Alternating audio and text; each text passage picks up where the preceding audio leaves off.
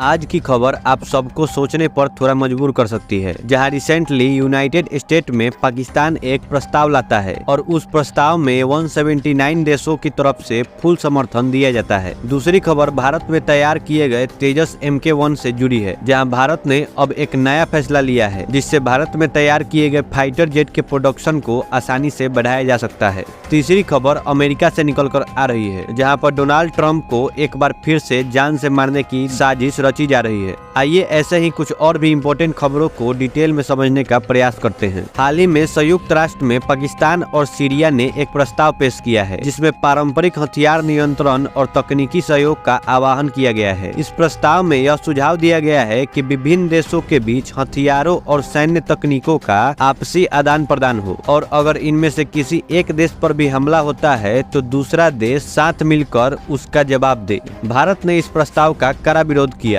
लेकिन चिंता की बात यह है कि 179 देशों ने पाकिस्तान और सीरिया के इस प्रस्ताव का समर्थन किया। भारत के विरोध के बावजूद इतने बड़े पैमाने पर समर्थन मिलना विश्व राजनीति में एक दिलचस्प मोड़ है, जिस पर वैश्विक स्तर पर चर्चा हो रही है। दूसरी महत्वपूर्ण खबर भारत के तेजस लड़ाकू विमान के निर्माण से संबंधित है। तेजस के लिए अमेरिकी इंजन की आपूर्ति में देरी हो रही थी, लेकिन भारत ने इस समस्या का समाधान बहुत ही बेहतरीन तरीके से निकाला। DRDO और HAL ने मिलकर तेजस के उत्पादन को जारी रखने के लिए कैटेगरी B इंजन का उपयोग करने की योजना बनाई है। यह इंजन पहले से ही विभिन्न प्रकार के फाइटर जेट्स में इस्तेमाल किया जा चुका है। इन इंजनों का उपयोग करने से तेजस के उत्पादन में कोई खास रुकावट नहीं आएगी, और जैसे ही अमेरिका से नए इंजन की आपूर्ति होगी, उन्हें सीधे तेजस में लगाया जा सकेगा। इससे भारत को अपने स्वदेशी फाइटर जेट के उत्पादन को बढ़ाने में मदद मिलेगी, चाहे अमेरिकी इंजन की आपूर्ति में कितनी भी देरी हो जाए।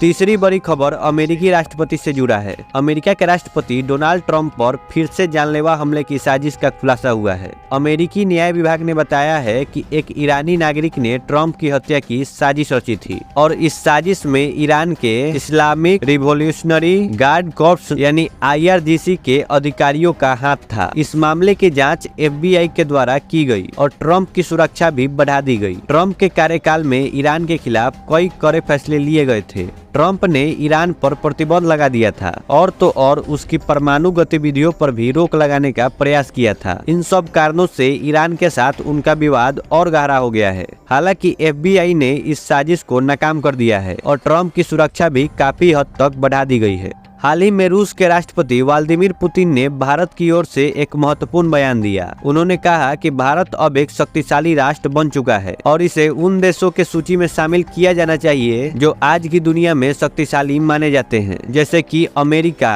चाइना, रूस, इजराइल और फ्रांस। पुतिन ने भारत की तेजी से बढ़ती आर्थिक स्थिति और रक्षा क्षेत्र में आत्मनिर्भरता की ओर बढ़ते कदम की सराहना की। उन्होंने यह भी कहा कि भारत और रूस के रिश्ते सिर्फ व्यापारिक आधार पर नहीं, बल्कि ऐतिहासिक और भावनात्मक रूप से भी मजबूत हैं। भारत की तेजी से बढ़ती ताकत और वैश्विक राजनीति में उसके बढ़ते प्रभाव को देखते हुए पुतिन ने भविष्य में दोनों देशों के बीच और मजबूत रिश्ते की उम्मीद जताई है। भारत के लिए रूस एक महत्वपूर्ण रक्षा साझेदार है, लेकिन यूरोपीय देशों जैसे जर्मनी, फ्रांस और स्पेन ने भारत को यह प्रस्ताव दिया है कि अगर भारत रूस से अपनी रक्षा आपूर्ति पर निर्भरता कम करता है तो वे भारत को बेहतर तकनीकी सहायता और आपूर्ति दे सकते हैं। इन देशों का यह भी कहना है कि वे भारत को 100% तकनीकी सुविधा देने के लिए तैयार हैं, जिससे भारत अपने रक्षा उद्योग में आत्मनिर्भर हो सके। इन प्रस्तावों का उद्देश्य भारत को आत्मनिर्भर बनाने में मदद करना है, ताकि भारत अपनी रक्षा आपूर्ति श्रृंखला को अन्य देशों के साथ साझा कर सके।